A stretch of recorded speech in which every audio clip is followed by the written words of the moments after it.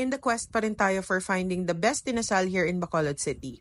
Kaya ngayon puntahan natin tong isang inasal place na lagi kong nakikita around. This is Chicken House and marami akong nakikitang mga branches nito dito. We decided to eat here kasi ito yung malapit sa hotel namin.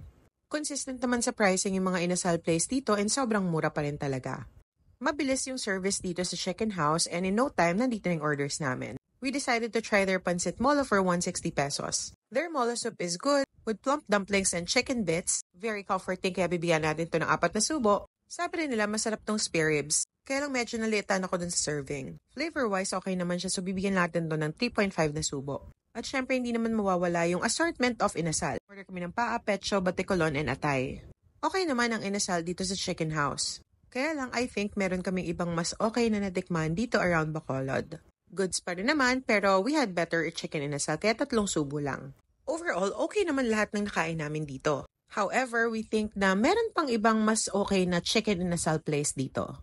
Kaya bibigyan natin sila ng 3 subo. This is our total bill and follow us for more food and travel adventures dito sa Bacolod. Yun lang, bye!